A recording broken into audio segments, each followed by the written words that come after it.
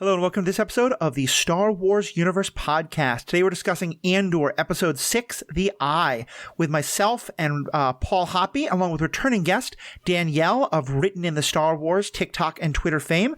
We were really excited to hear Danielle's thoughts on a couple things before. Glad to have her back for Andor, which I know she's been really excited about. And we'll have all that for you in just one moment after a commercial break that we have no control over.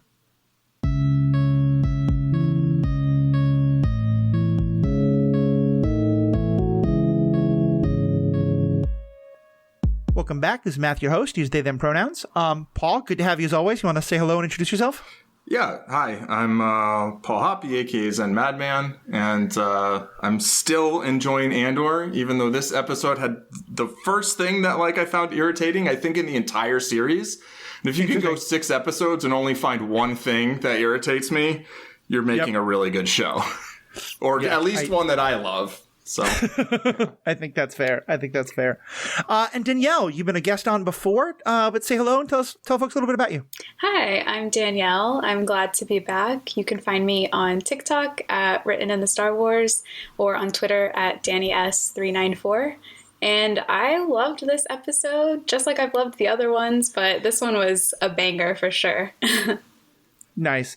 Well, I've known you were one of the people I definitely wanted to get on to talk about Andor because you were super excited about it. Even as I think you were one of the people who had a countdown on your Twitter account getting ready for it. Talk a bit about why the show is so important to you and sort of how you felt about it overall.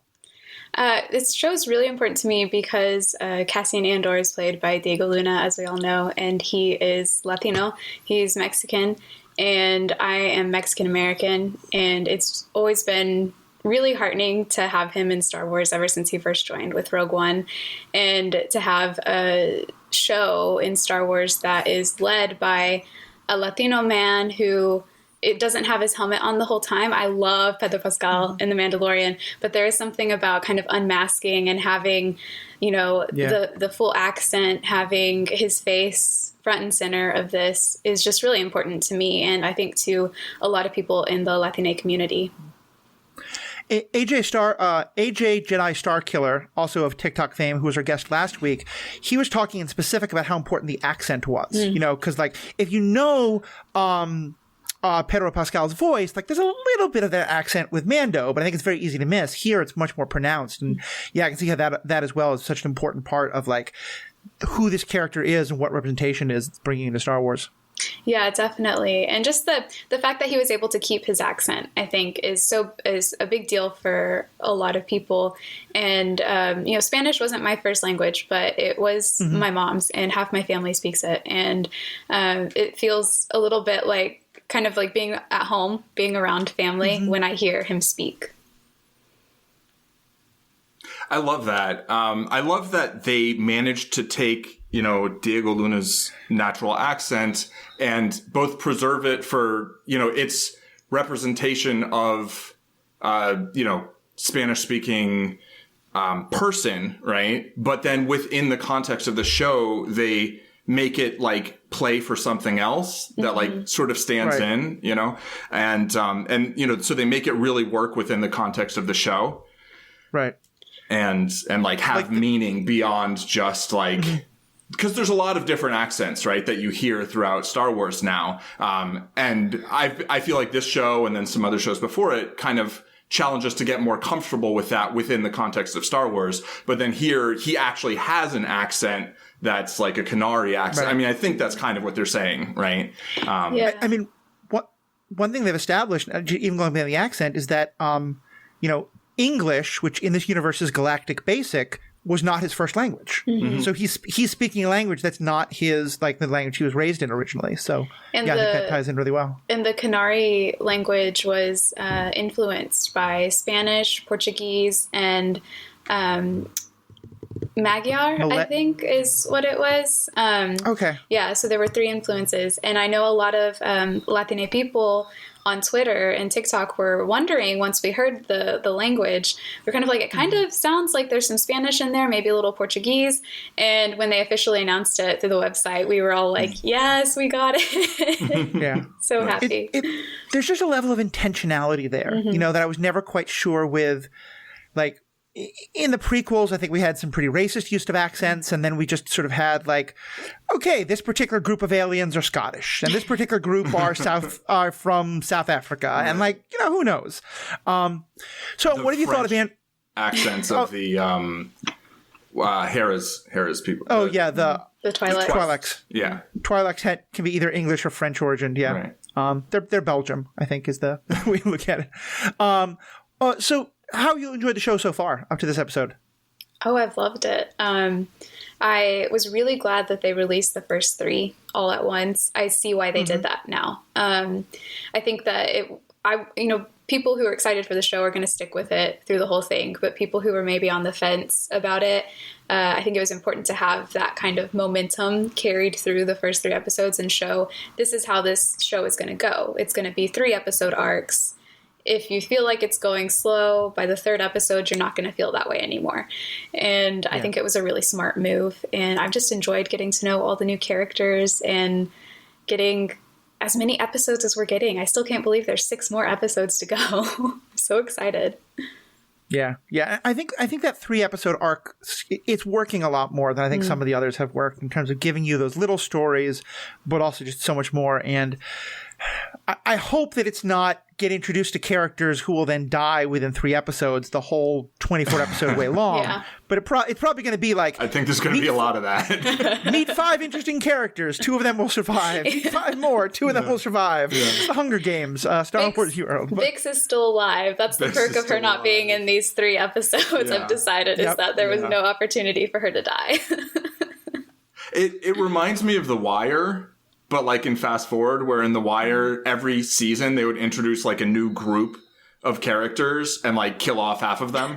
And then, but every time they would be these like complex, like characters that felt like somehow they developed them really fast. Like I felt like I knew these characters as people like way faster than usually it'll take. It's like they don't just give you like one interesting thing about the character. Oh, that's the one who likes carrots. Okay. Right. Like I don't know where that came from. Yeah, like, but, I mean, we joke in Star Trek about the red shirt, but it was the idea that you always put someone in the mission who the audience has never heard of so they can die in order to sort of let you know people can die without killing off one of your characters. And the fact that here we were officially introduced to all these people in episode 4. We didn't really get to know them until episode 5. And like, obviously, I think Nayak's death is one we're going to be talking about, but I was pretty affected by all 3 of the deaths of the people we met, because we had really gotten a chance to learn Lieutenant and I was saying Tamarin. 4. It's not that.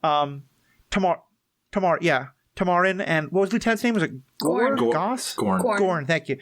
Yeah, Gorn and Tamarin. Like, I thought their deaths also hit me pretty hard. It's given how little time we had with them, they did really an amazing job, like making us care about these characters. Yeah, it's weird. Agree. Like, go ahead.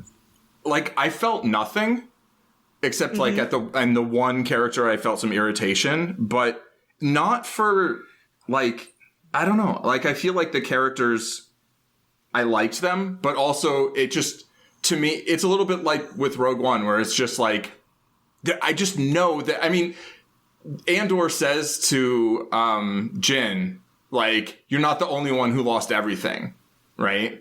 So when you come into the series, it's like, you just know that a lot of the characters are going to die. Like, clearly that's his backstory, right? And so I think that they, on the one hand, I sort of feel like they telegraphed that was likely to be what's going to happen really well in a way that I actually kind of appreciate. I like it when a series kind of tells you what it's about early on, but then also managed to throw in one, I thought, very effective surprise, which we'll get to.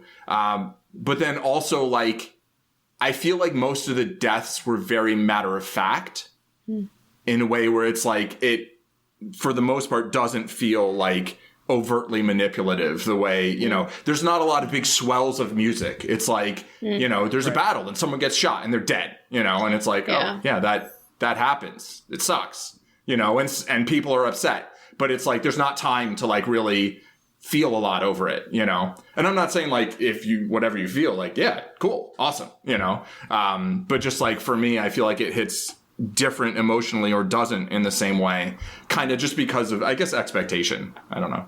Yeah. Well, it's kind of like you speaking about that reminded me kind of like how it is in the Clone Wars. When you see so many clones die and you don't really realize it. Well, for me, the first time I watched the Clone Wars, I was like, wow, a lot of these clones are dying. That's sad. And then I got to the end, felt really connected to the clones by the end of my first watch of the Clone Wars. And then going back to watch it again, I was like, oh my God, you get to know the name of this clone and then he's gone. The name of this one, they're gone.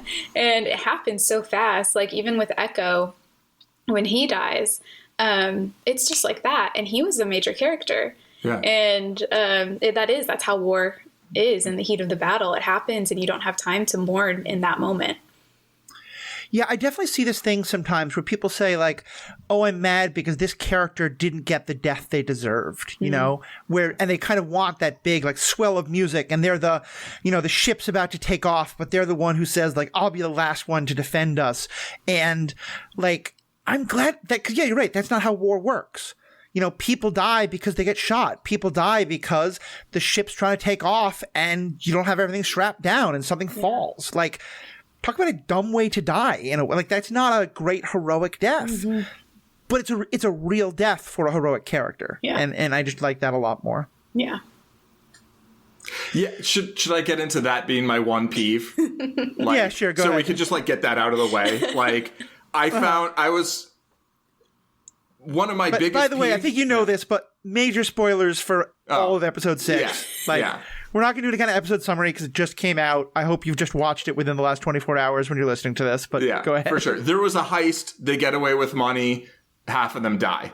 And one of them, like, gets crushed, Nemec, right? And, like, then is shot up with some adrenaline or something and is okay-ish for a minute. And then they take him to a doctor and then he dies. And, like, that whole thing, and then Vel hands Cassian, Nemec's manifesto. That whole thing, that was the only thing that has really irritated me in the series. And it just feels fairly artificial to me, and like a little bit manipulative in terms of like, oh, he might die. No, he's okay. Oh, no, he's dead, and I mean, yeah, like sometimes people get injured and then they're maybe going to be okay and then they die. Like that is a thing that happens, right? And sometimes people just get crushed by something heavy because they're not strapped in. And so they didn't like belabor it. And so it's like a 4 on a scale of 1 to 10 in terms of like writing that feels artificial to me and annoys me. So it's like, that's like pretty low,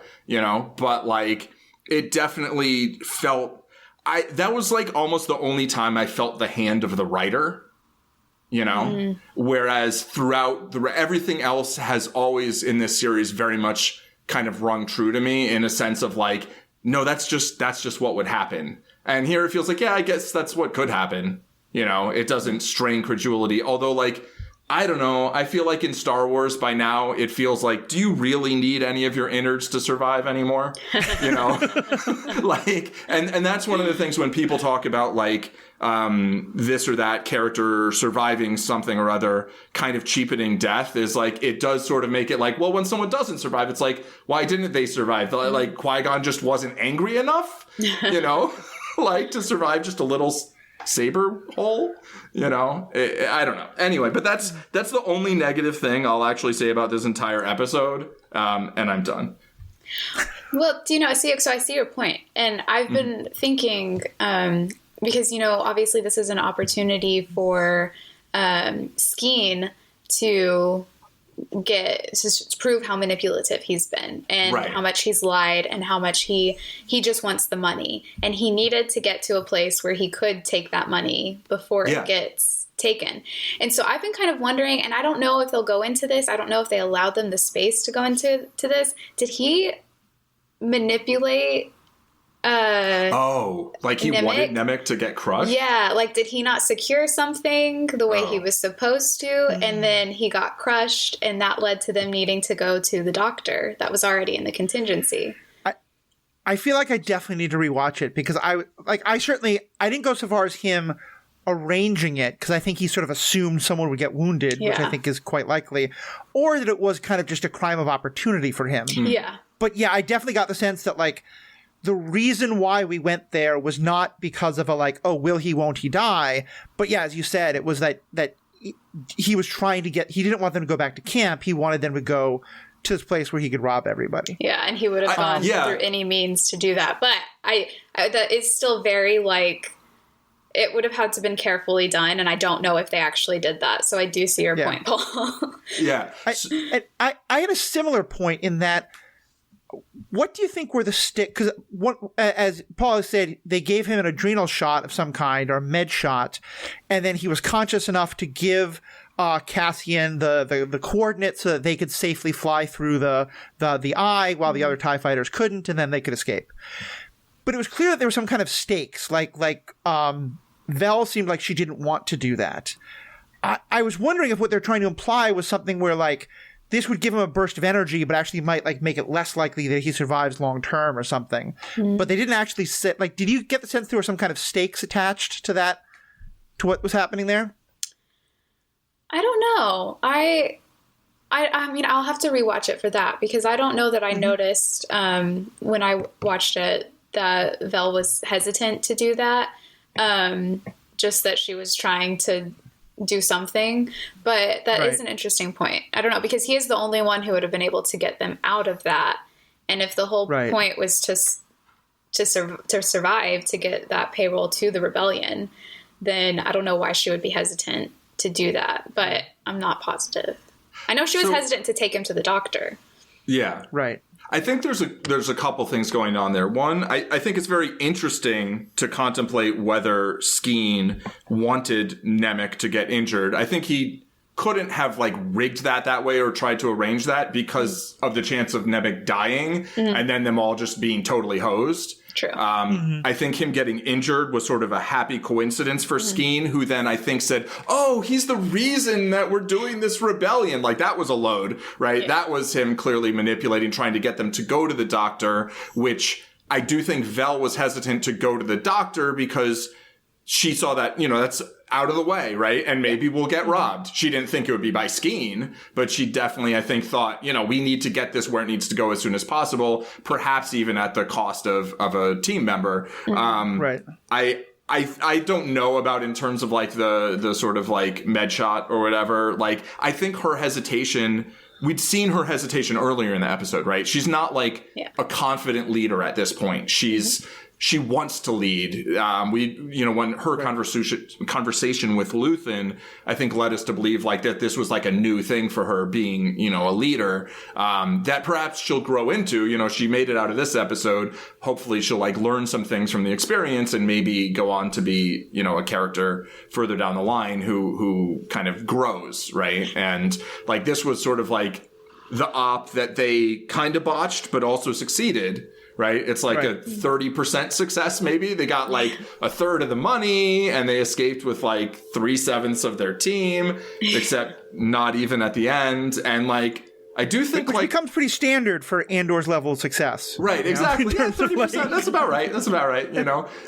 I do think like having the healer, the one with like healing experience, being the one who's not planned to go with the escape crew makes the least sense. Maybe she's the one who can blend in the most with the Donnie. But yeah, I thought that was a little odd. I now want to go back and check to see if, like, at any point during the discussions, Skeen was one of the ones who recommended that she not be with them. Like, I don't think so, but like that would be a really good way of just very subtly foreshadowing. Yeah, it's one of those things where rewatching episodes 4 and 5 now is going to be like, it's like rewatching The Usual Suspects after you've seen it the first. You're like, oh, there's something different going on here now. Yeah. And I think it's funny because I wasn't annoyed quite the way you were, but I thought I was bothered by, but I think you have helped talk me into that it's okay. I at first really didn't like the turn from Skeen. Oh. And I think it was because, like, it wasn't that it didn't feel believable. It's that I so loved the connection him and Andor felt in the last episode, especially because we were now saying that, like, a big part of Andor's stuff is that not only is he the sort of person out of place, the kind of immigrant experience and all that he has, but that he's grown up in whatever's the galactic, version of the foster care / juvenile detention system, which is generally a pretty awful system and seems like it's a pretty awful system. And like, having done a lot of work counts in that kind of world and things like that, like I'm very well aware that like often one of the results is an awful lot of childhood trauma, which leaves someone very suspicious, very jaded, very hard to connect with others. And so the way those two connected about that shared death, that shared experience, but in a very like, that's all the apology you're going to get. That's all I need. You know, it was so real and believable, and I loved it, and I wanted more of that, that when they took that away, I was so angry. Mm-hmm. But yeah, then looking back on it, I'm like, no, okay, but it does really work, and it makes sense. And it's like, yeah, that's, if you're going to steal money, like it's, you know, you can't vet people to find out why they're in your rebellion. Right. I think that's kind of a, like, it's a truism even now, you know, like people go to rallies for not great reasons sometimes. You know, my dad talked about like, yeah, you went to rallies in the 60s because that's where you could find dates. You know, like there's all kind of this stuff. But yeah, so like I came out being really okay with it, but first I was like, no, give me the guy with, because I had also felt like part of why he had adopted Nemec was because Nemec has become his new younger brother. Right. You know, and that was such a beautiful connection. Yeah. And they took it all away from us, but it was fine. And that's like, that's the power of it though, is that it was the first time I think Cassian was starting to trust people outside of the people that he grew up with and that he has chosen to trust throughout his life. And then that was just pulled out from under his feet. And it really kind of speaks, I think, to when we see him in Rogue One, he is quite hesitant still to trust people, even in the rebellion. And that's why it's so hard for him to trust Jyn at first, because he doesn't know if she's lying. He doesn't know if she's going to pull through for him. And she does in the end, and because they're basically the same person. But yeah, that's what it really was, just like, well, dang, this is how he got to where he was, really. Yeah. I also want to add, like, I think Skeen did connect with Cassian. Like, that wasn't fake. He thought he connected in a way where he thought, this is the guy that's going to rob the payroll with me. That's a good point. And when he's saying that to Cassian, the whole time I was thinking, and I think Cassian's thinking, okay, well, are you really going to let me take the 40 million and you're just going to take half, or are you going to shoot me as soon as we get wherever we are? And he's like, well, what about your brother? And he's like, you know, I don't have a brother. And then I love that Cassian just shoots him. Yeah. He's just like, that's it. We're done. You know, you're clearly like, you know, this scheming, like, I don't trust you and you might kill me later. So I'm just going to kill you now and we're done. And Sorry. Oh, I was going to say, do you think that it was when he admitted that he lied about the brother that it was truly like over for Cassian? Because Cassian actually did have a sister who he doesn't know what happened to and who he lost. And I think hearing that someone else had a brother that they lost was a big connector for him. And he may have gone along with it, maybe, if Skeen hadn't been like, yeah, I lied about my brother. And then Cassian was like, well, bye. Right. That's the deal breaker. Yeah. Yeah, it's such a good question, because it's like, I was really wrestling for a while when he shot the guy, because like he is shooting someone who is in no way a threat, who has said, hey, this could be a fun idea, but hasn't like been like, I'm going to do this tomorrow unless you stop me. And to me, it's murder, but it's also like, I mean, it's nothing new.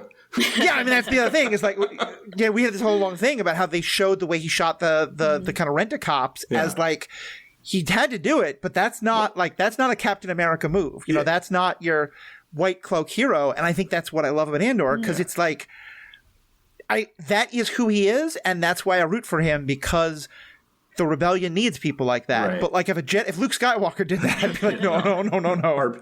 Bad. Yeah. He didn't have to do it though. He chose to do it. Yeah.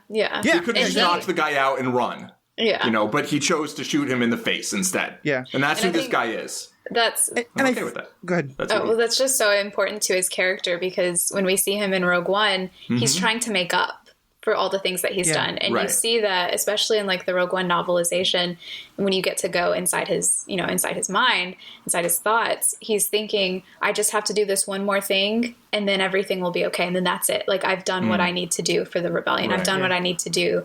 I've done my part, and this will make up for it. one more thing and that'll make up for everything I've done in the past. And that's how he rationalizes it in his mind until the point where Jen is like, no, we have to do this other thing. And he finally steps up and is like, okay.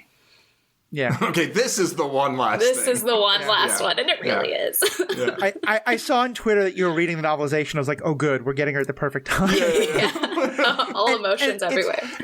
It's funny because there's so much more I want to go into about the whole episode, but just on this one third point, I think you're exactly right. In some ways, this makes what he does even less justifiable, but also more understandable.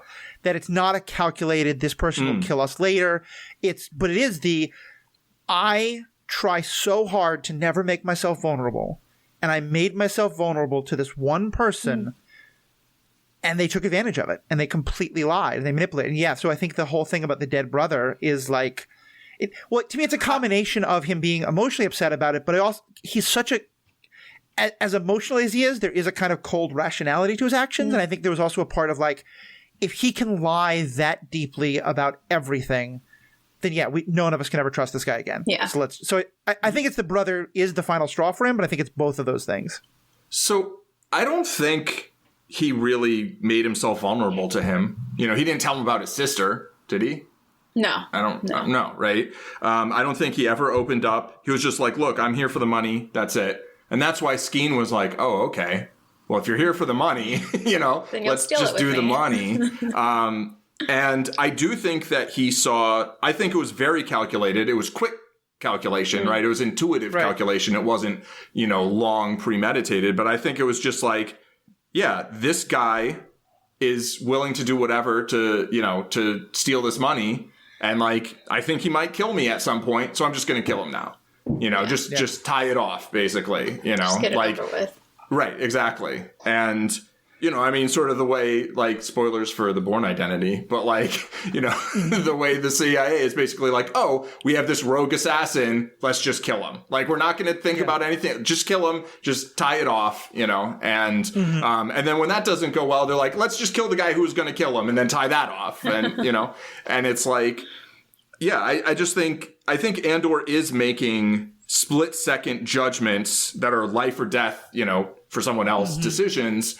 But I think they're calculations. I don't think they're highly emotional. It doesn't mean emotions don't have any role in it, and I do think that he clearly didn't like this guy lying about something that he then connected with on some level. But I do think overall, I think he's very kind of like fast calculating, things are better for me if this person's dead. I'm just going to make them dead, basically.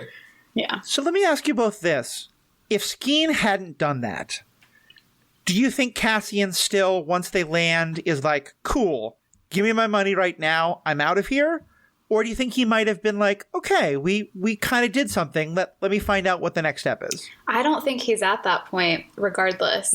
I think that, if anything, he would have been like, I told you what was going to happen. Like, this is what happened. Right. Lots of people died. And that he would be like, I don't want, like, unless it's more planned. Like, we saw how astounded he was when they didn't know how to fly the transport or the whatever it's called, one of the ship they ended up flying.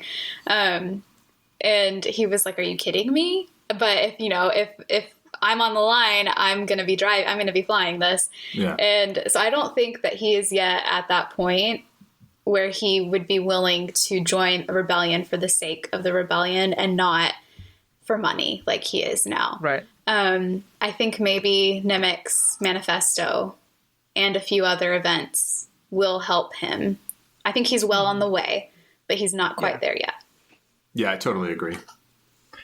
I think I'm close to that. I think he was at least, my sense is that before that conversation, he would have at least wanted to go back and talk to Luthen again and been like, okay, let me at least kind of hear out what, if you have like another offer for me. Yeah. And I think it was Skeen, so changed his mind about like, all right, I'm just done. I'm washing my hands with all these people. But yeah, I hear what you're saying. Like, I don't think you can say he was ready to kind of sign up and, he's not ready to be a captain yet.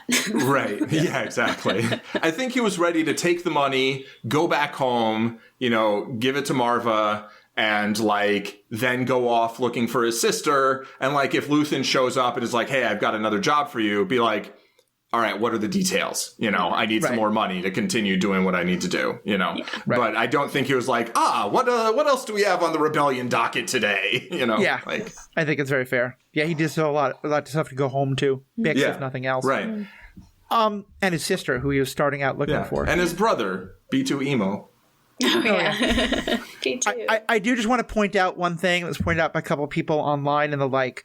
The last thing Nemec says to him is climb. Mm-hmm. Right, yeah. And the last thing K2 said to him was climb, which is it's just a nice little, like, the writers are clearly like throwing in these little things that I appreciate. Mm-hmm. So kind of pulling back to some of the overall themes of the episode, one of the things that I've been really noticing, and Paul and I have been talking about, and that I was going to be asking you a lot about, Danielle, was kind of how we were being shown these Imperial characters or characters who were kind of rent-a-cops for the Empire who were kind of like, they're not mustache-twirling evil villains. You know, they're people who are working in bad systems, and we might hate them for that, or we might have sympathy for them, but they're complicated figures. This episode, we don't get Cyril. We get just a flash of the blonde woman who's in the security service, whose name I forget. But we get what is, I think... Detra, thank you. We get what is, I think, our first genuine mustache twirler. In terms of the kind of head officer of the of this base, who, you know, comes out with this like fairly racist speech about the indigenous people here, and is pretty terrible to everyone else. And like, I was the first, like, there's a part of me that sort of thought like, oh, okay, you're getting ready to have a lot of these people killed, so you're reminding us that they're not all Cyril. They're not all just people who want to look at the eye. There's some jackasses in this group, and we're okay shooting them. Did it feel like a little bit of a switch to you in terms of how his character was introduced, or kind of what was your thoughts on all that? Well, I think that we've had so many of those Imperial characters before that it's not really a shock to see them.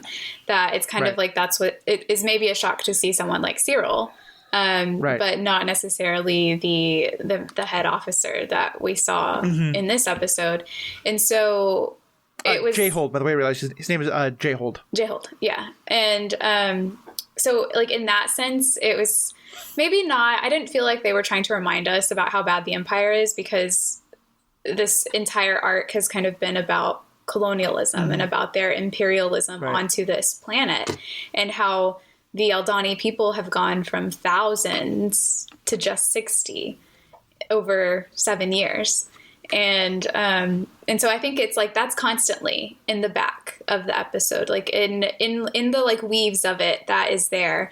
And so we have this person who is awful, but they also go through or they go to lengths to show him being worn down. And I think it forces us to kind of look at how this is just a person. He's not some big, scary guy. He's not Palpatine. He's just a person, and he is doing these awful things still. He can be worn down, too. And he is also a part of this chain of horribleness that is happening in the Empire. And I think that's really important to remember. He is who Cyril could become, if that makes sense. Yeah.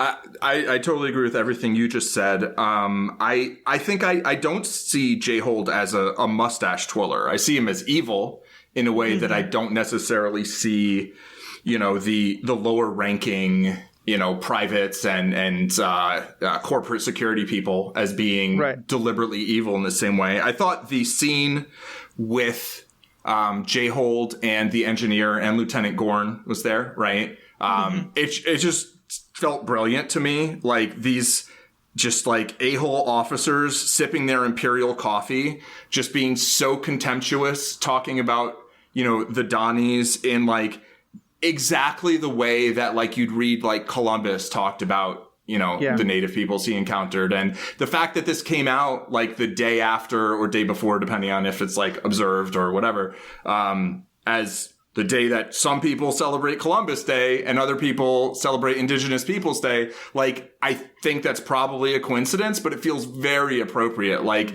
just these, just like the racism and but like the just like the just like contempt and just smug, just sort of like, oh, I understand these peoples here, you know, like, and just the total lack of caring about any of their well-being, and like, just like, here's how we're going to manipulate them to do our work after we've not like actively genocided them, but just like displaced them to the point that it's hard for them to hold to who they are, because like, it's 60 that made it up through the valley, right? There's still a lot more actual like Donnie people, although there's fewer than there used to be. But like, they're like, oh, we placed these refreshment stations so they wouldn't make it all the way here. And then we're not going to let them come here next time. Right. But then we're going to get them to work for us, you know? Yeah. And like, but then the fact that they showed his family also, you know, and he's just a guy who like wants to not have this assignment that he thinks is this crap assignment, you know, and like, it's so mundane. Like, it's evil, but also mundane. And like, that's the way things are for the most part, right? There's not a whole bunch of masterminds, like, creating all of these awful structures that oppress people. Like, it's just like some asshole with some shitty job that they hate, but they're like, well, I could do better in my job if I'm just a little bit more of an asshole.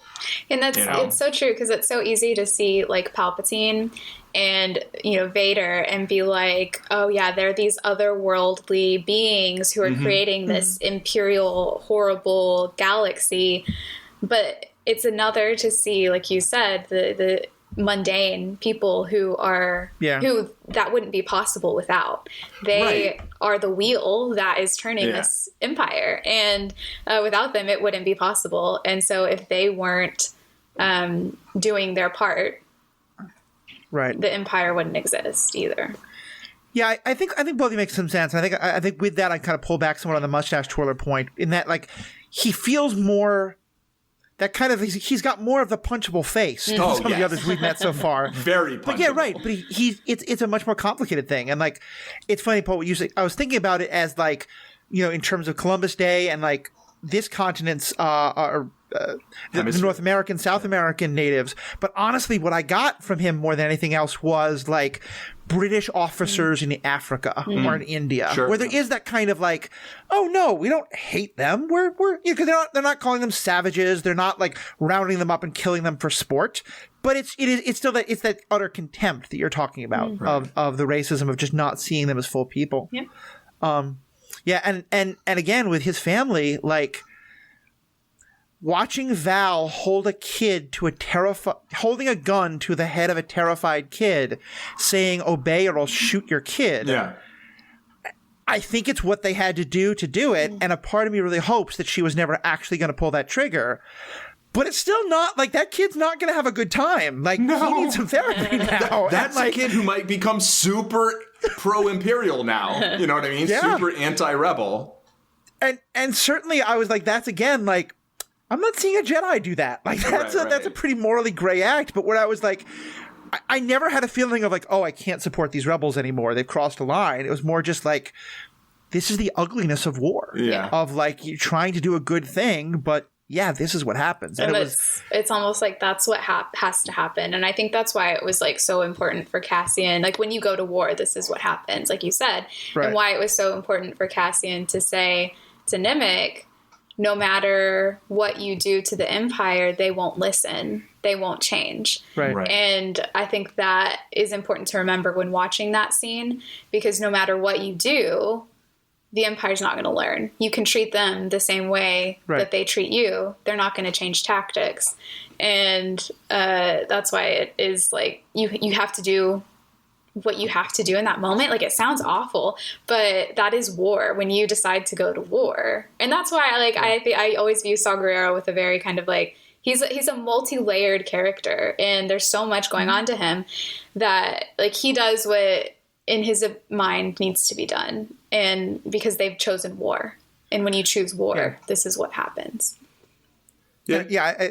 I'm a big believer in the idea that like, if I have not felt a particular kind of oppression, I'm not in a place to judge how you fight that oppression, you know, same. And that like, I think I appreciate the show is not being what I would call like overly political, but like I think the show is very aware that, like you said, that it's talking about Native and immigrant issues at a time when that's big issues. I think that like the discussions around like BLM and what is or isn't appropriate as ways to sort of protest and or to fight, and conversations about like rebel groups in other countries and all that stuff, like all of that is in this show, and yet it doesn't feel pushed in or anything. It just feels like they're just telling this wonderful story with incredible issues. Because it's just such a gray show in a way that, like, I actually had a comment on a post about it where someone was like, but this is not, Star Wars is supposed to be moral black and white. Star Wars is supposed to be simple. And I was like, I don't know if it's been that for a long time, but like, it's okay if you want that. But like, I'm really glad we get one show that really is not. Yeah. You know, that is much more about like,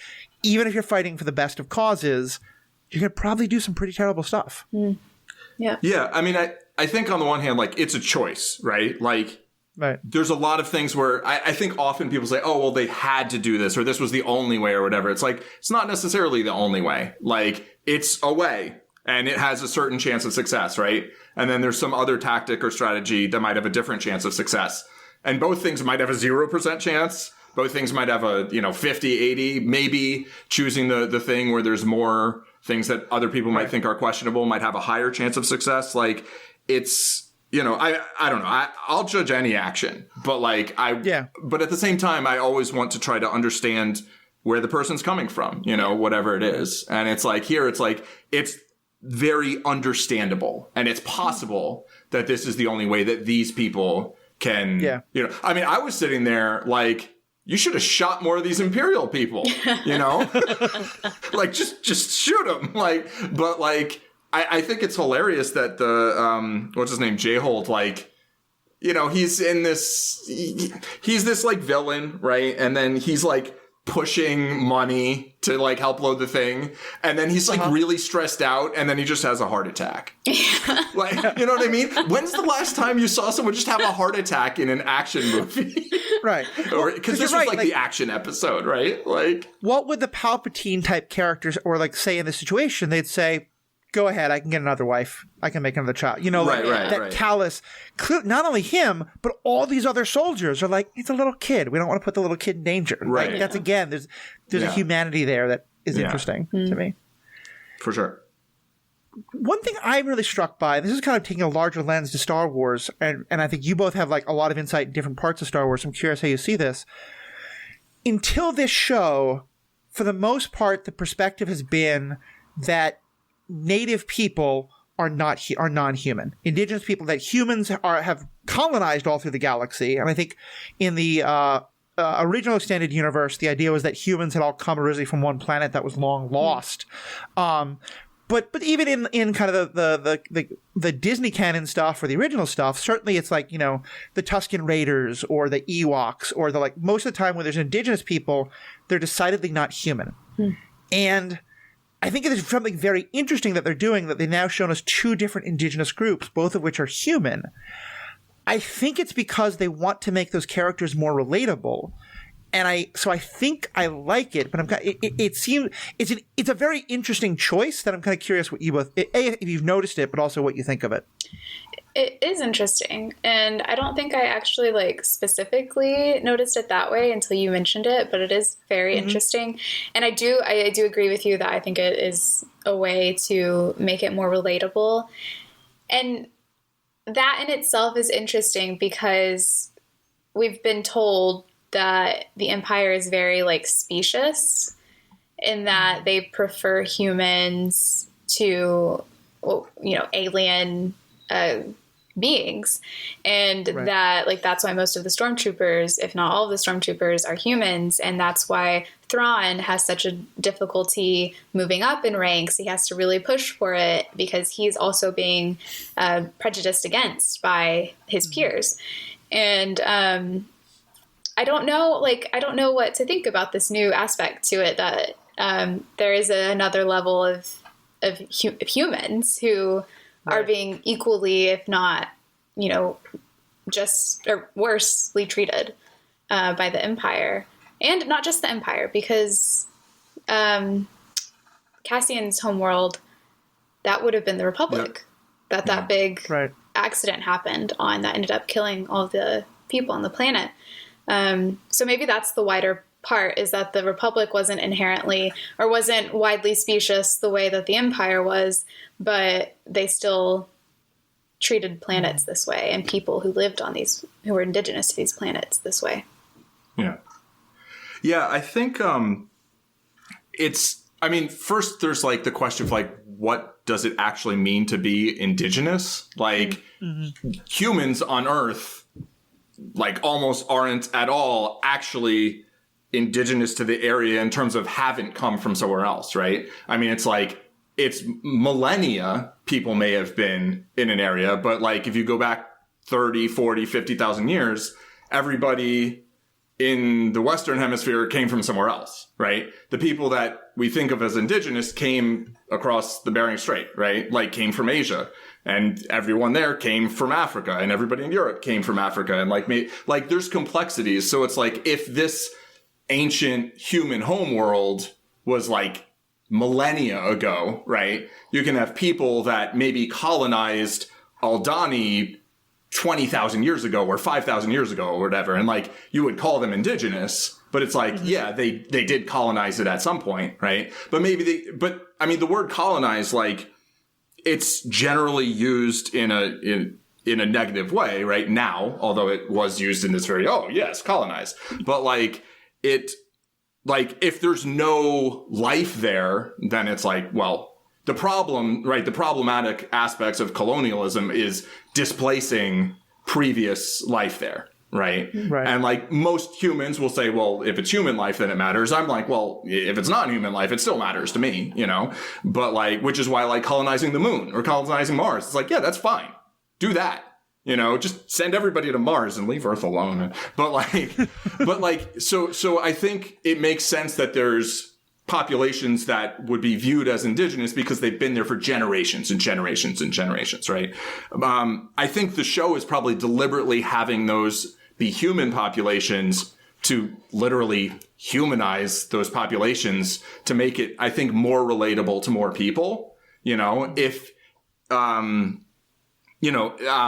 Book of Boba Fett used, the Tuskens, right, in that manner. And I think that probably was less relatable to most people, right? And so here I think they're like, okay, we're going to use humans in the same context in order to kind of also, like, aside from just making them more relatable, because, I mean, personally, I think there's a lot of value in making non-humans more relatable, right? I think the world would be a better place if like we did more of that in our fiction. But I also think that this show is trying to feel a little bit like more down to earth, and which it's in a galaxy far, far away. So how down to earth can it be? But like, I think the more people you have in either makeup or in CGI or whatever, kind of there's something in the brain that most people are going to kind of feel, oh, that's more fantastic. Right. And so I think they're really deliberately trying to limit that in a way to kind of make it feel more, kind of more real to most, humans. Because the people we mostly know are humans. And, there's something about, because, I mean, people have been talking about this. Aldani is basically like space Scotland. It's filmed on Scotland. They intentionally use the Highlands and the Lowlands in the vocabulary. And I don't know this for certain, but this was the first time we heard the Aldani language being spoken. And it did kind of sound like there might be some like Gallic inspiration behind it. There was a lot of guttural sounds to it. So it could have been, or it might just be, Eastern European inspired or whatever.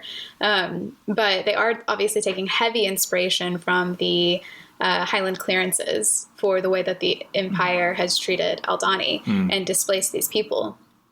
And I think there's something to be said about them also using humans for the species, of the species of indigenous people on Aldani. Because if you borrow from a very human, very real history, and you make those people non-human, kind of what kind of message does that send? I don't think that would have been received very well. So I do think it was also a smart decision and respectful decision to make the people human. Yeah, it's a very Phantom Menace message. Is what I was Yeah, I think there are definitely times in the Clone Wars when they run into like indigenous non-human species, but they have an accent that sounds like an indigenous group, you know, and it is, I think, definitely was problematic. I think all that's true. I think there's one other aspect here going on that again makes me like a little sad for the view of the universe we're leaving behind, but agreeing that like it is a much more effective way to tell the story and also much more respectful, is that a lot of science fiction, and I think Star Wars had never really stated this, but was kind of going for it, was saying like, look, once there's all these aliens, white supremacy has kind of been superseded by human supremacy. And so all humans are viewed equally, in the same kind of way that, like, you know, Jews and Irish and Italians weren't white 100 years ago, but that they are today. Yeah. And that in the face of, like, all these alien species, now no one cares about them on humans. But clearly they wanted to introduce the idea that no, even in humanity, like, white supremacy is still there. Like, native versus colonialist ideas are still there. And that's a part of what's been Andor's story. And so, yeah, in that world, then it makes a lot more sense to be like, okay, so we're going to break the idea that humans are always good and that the humans can be this. Yeah. Yeah. Go ahead. I was just going to say that, like, the idea that people who haven't adapted to the, like, correct way of living in this galaxy, the, like, Coruscanti way of living in this galaxy, are then viewed as less than under the Empire. Right. And maybe even before, under the Republic. Yeah, I mean, in some ways, like, I kind of, again, this is me headcanoning some, but there's other people who've had a version of this in Star Wars where the human group got to the planet and was like, okay, we had a spaceship that brought us here and all of our technology wrecked our home planet. So let's kind of just be Luddites, you know, and let's kind of go back to the land. And yeah, I think that can be an explanation. Another thing that I noticed that I thought is really cool, we've now had 2 indigenous populations where if they are speaking to each other, we, the audience, don't know what they're saying, which I think is a very intentional choice again. It's like, I think it's really interesting that they're doing there. I love that. It is akin, I feel, to the very intentional choice when writing a book to not italicize and not translate the non-English language that you are using, or if it's a book that's not in English, then the foreign language. And that's a big discussion in the Latine community around Spanish, especially books that are written in English and include Spanish. It used to be the norm to italicize the Spanish. And now it's starting to become more like, no, we don't italicize the way we talk. We're not, you know, if you're bilingual or if you're mixing between English and Spanish to your parents or your family or your friends, you're not just changing the way you talk really quickly. It's a mixture. Right. It's all the same. And I love that idea that they're not translating that for us. And we see what happens when it gets translated. Gorn, it's not translated. It's not translated correctly. Gorn they did give us subtitles on that, right? Yeah, on that one, a couple phrases. Yeah. So we could see, he did not repeat what he said. No, and very interestingly, the sort of head of the Dahani group, I think, knew enough basic to know that his statement wasn't properly translated. And he was upset. Gave a look. Yeah. And I think that was intentional too, that, you know, even people who are trying to help and who are, you know, trying to do good for the rebellion and everything end up disrespecting these people by that is taking advantage of someone. You have the power to translate for them and you mistranslate. And that is a big thing, like a big no-no, a big sign of disrespect. And you could tell that there. Yeah. Like I don't know if you were thinking about this, but I was very worried that group was going to get caught in the crossfire somehow. Yes, I'm so glad they didn't. I was very glad they didn't, but it was one more of the like, yeah, I mean, we'd heard them say it, but they basically like they used that group as bait and as distraction. And that's, again, a level of like, you're fighting for people, but how much are you actually thinking about like the individual people who are here? Can you think of the individual people? That's the other big thing that we see a lot. Like in Rebels, you see it with Mon Mothma when she is like, no, sorry, we can't send people to Lothal. It's like she's thinking of the bigger cause and not of this planet, which ends up being the unifying aspect of the rebellion anyway. But yeah, it's all very interesting to get down to the nitty gritty of that. Definitely. This is more humorous, but just on the nitty gritty, is there no such thing as checks or credit cards in this galactic. Like, I was definitely struck by the fact that, like, in a galactic universe with like spaceships and hyper travel and all this stuff, not only are they only paying people in cash, but they don't even have like printed paper money. It's all just coins, apparently. I know. Or these little like chips, and it was just like metal. Right? Like like rectangular credits. Yeah. And like a small handful can be enough to buy a single Meluron or enough to buy a ship. So I'm guessing there's like but like, it was very weird. I was like, why is everything cash in this economy? I know. I've always wondered that too. Like, I guess I don't know, but it's always very funny, especially when they like switch to the Imperial credits from Republic credits. And in fanfics a lot, you'll see people will decide that some places are like, oh, we can still accept Republic credits. We can get them changed over. And I think just how people deal with that is really funny. That's funny, yeah. That's one thing I really enjoyed about Bad Batch is how much it kind of started like fill in those little details of the transition. Yeah. What else? I think we've covered a lot of the things that I wanted to touch on. We got that great moment of Mon Mothma speaking to kind of the empty Senate, which just, I used to think that because I really love politics, I should watch C-SPAN. And it was just like, I've seen, or like you'll see like a clip of like Bernie giving this great speech and you quickly realize it's to an almost empty Senate. I thought it was so effective in showing like, the Senate's mostly dead by this point. I want to go back and like zoom in on all the pods they did show and see if there's anyone I recognize because I am so like determined for them to bring Rio Chuchi back. I want Rio Chuchi back. Even if it's a lavender figure in the background, I'll claim her as Rio Chuchi. For those who aren't diehards, can you explain who that is? Oh, Rio Chuchi is the senator of, I can't remember what planet now. Rats. But she's a senator. She's Ahsoka Tano's friend, and she became a senator around the same age that Padme and Mon Mothma were. So around like in her teens. And she's in the Clone Wars, if you want to to know more about her. And we've not seen her since the Wrong Jedi arc. She makes one appearance in the Wrong Jedi arc, and she doesn't have any words, and that's the last time we see her. We've heard Mon Mothma and Luthen talking about how there's someone they want to sort of bring in. Do you have thoughts about who that might be? Well, the easy answer, I feel like, is Saw. But I don't know, like, if he and Mon Mothma, like, I'm pretty sure he and Mon Mothma will have had history by this point because they do in Rebels. And so I feel like that's the easy answer. I would love for it to be Bail, but I feel like Bail's already in the circle. If I had to pick someone who would already be in the circle with Luthen and Mon Mothma, it would be Bail. Just because I don't feel like there's enough time to get everyone like wrapped in between this and Rogue One without Bail already being in the circle.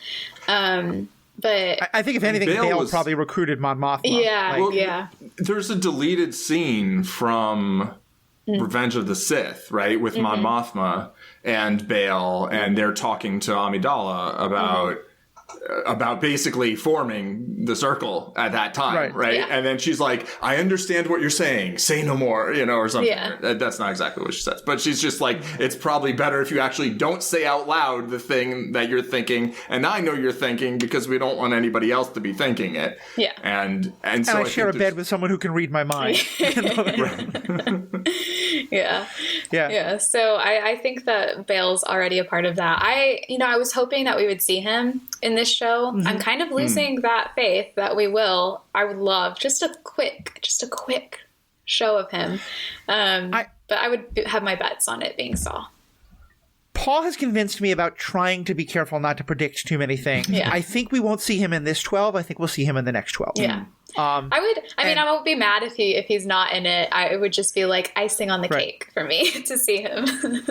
I will also mention one small but I think important connection that we had with Rebels, because this is happening at the same time as Rebels, is when they were having that Imperial security gathering. This is last episode, and they mentioned like things happening, and one of the things they talked about was this attack on was a thing that happened on Kessel, and that's the thing that they that's the mission they do in the first pilot arc of Rebels. So that was just kind of a cool drawing the connection there. There's been so many little things to Rebels, like the in Luthen's little shop thing, Right. the hands from the portal. I don't know. It's probably not the portal, but of the father, daughter, and son. That's in the background. And then Mon Mothma, obviously talking about Gorm, which is a tie to Rogue One and Rebels. Rebels specifically, the massacre on Gorm, which is coming, that we know about in Rebels, happens in like 2 years from the time that. And there's also, was there a Calicori in the background? Yeah, we saw a Calicori. A metal Calicori, which we hadn't seen before. I really liked it. And I don't recognize these, but apparently there's also a lot of things from the Extended Universe books in there, which I have no time for the people who are like, I'll never do anything Disney. EU is great. Disney is terrible. But like, I do think that like it was a little sad that they just sort of cut the whole thing off. And I've really appreciated the way they're like slowly bringing more and more of the EU stuff in. Yeah. And so seeing a lot of the people who really love that get really excited about what they saw in Luthen's gallery definitely made me pretty happy. Yeah. I think in terms of like Easter eggs and cameos and stuff, I feel like this show is really kind of setting the standard for me in terms of there are all these little references that like, if you know it, you get it, but it feels natural. It doesn't feel like something just like jammed in there, right? Like if we were going to see Bail, I think just seeing Bail in the Senate, because he's the senator still, right? Like that would have been perfect to me, you know?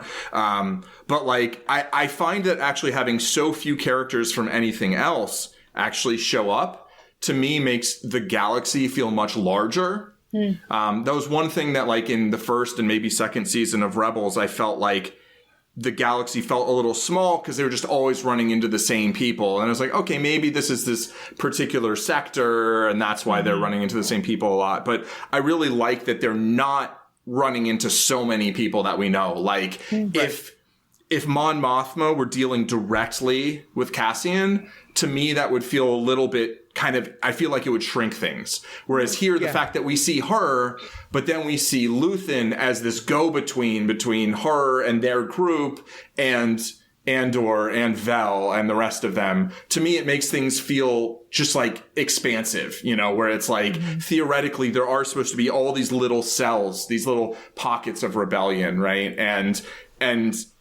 having things cross over a little bit here and there, I think is very fun and very satisfying and makes everything feel connected. But when things cross over like too much, then to me, it just feels like, well, is this a galaxy or is it like a solar system, you know? And I feel like this show's doing a really good job of making it feel like a galaxy, where it's like, it definitely exists within the Star Wars world, right? Or universe or galaxy, whatever you want to call it. But like, it feels like it doesn't do that thing that I think a lot of Star Wars things do that I love, but like, they kind of like hit you over the head with like, you know, the references that like just a lot of being like super self-referential, in a way that feels like overt fan service. Whereas here it feels like they're still delivering the goods, but they're not like, did you see the goods? Did you see the goods? We've got the goods. It's like, they're just there. And it's you need to kind of like find it. You need to you know, have someone be like, oh yeah, that's from this thing. You're like, oh really? Awesome. You're like, oh, that's the thing. They mentioned the place, you know? Like Scarif. They mentioned Scarif in one of the episodes. Yeah. Right? Yeah. And it wasn't like a big, like, we mentioned Scarif. Did you catch that we mentioned Scarif? It's like they just mentioned it. It's just there, you know, and you caught it. I have a question. Sorry, I'm like hijacking. I think I had some comments on what you just said, but ask your question, we can get back to it. No, you comment first, and then I'll write down my question. I was just gonna say, I totally agree with you. I think that, like, you know, if they like go and like meet, you know, all the people who the Rebels had met in an episode before, that would feel too small. But having it just be mentioned in a list of 5 other things feels right to me. And I think the art gallery is just a perfect way to do that, because you can just have all this stuff that to many people looks like stuff, but someone can be like, oh, look, that's the thing from this other thing. And in a similar way of like putting in something that I think was very needed and a lot of people really wanted without hitting you over the head with it. there'd been a lot of speculation about, okay, what do they mean when they say that Vel is sharing a blanket with someone? And a lot of people, especially the communities I hang out with, were really hoping it was Sintra. And I was thinking, because I do think that's where they were leaning. And I was thinking, like, how are they? I want them to show that this episode, but like, if they kiss in the middle of a mission, it's going to look so like no Super good soldier weird. does that. Yeah. And so just giving them that moment of touching hands was perfect. Yes. Because it was like, it absolutely told me everything I wanted to know. I think if you're the person who's going to hate that kind of thing, it's going to go, I don't think it's going to go over your head, but maybe it'll go over your head. And so maybe we don't have to deal with that person. But it didn't feel forced. It didn't feel like a kiss would have felt so wrong. And yeah, Daniel, so it sounds like you have similar feelings. Yeah. Well, it's one of those that it's like, it doesn't need to be said. Like, we want it to be said. And I think it should eventually, if they hopefully we'll see each other again. I mean, Senta, my love, I need you to get off of that planet safely. And I think, if they have a reunion, that would be a perfect time for them to kiss. Yeah. And I think that is needed in Star Wars because it's still so behind on like that type of inclusivity and being blatant about it on screen. But I agree with you that this wasn't the moment and it didn't need to be said. And if you don't see that, that's a you problem and not a show problem. It's that if you know, you know, and it's very clear what the message was to me. And I do hope that they make it abundantly even more so clear in the future. Yeah. And they have so far at least avoided burying your gays because neither of them died. I was so scared for that, This is more of a only your gays survive. Only the gays survive. And your title character. Only the gays and the slut, Cassian. They did like kill off both black dudes like right away. I was like, this feels a little sus. Do we think Gorn is dead? Do we think No, he might be okay. Either of them could have survived, maybe. Yeah. I don't think Tamarin could survive his shot, but I think that Gorn could survive. It's possible. And then there'll be like a court-martialing and a whole interrogation. And all that stuff. Yeah. I feel like that's very possible. On that same subject, though, am I right that so far every stormtrooper we have seen where we see them like the actual person under their helmet, certainly every stormtrooper and Imperial person who's worked for the rebels is a person of color?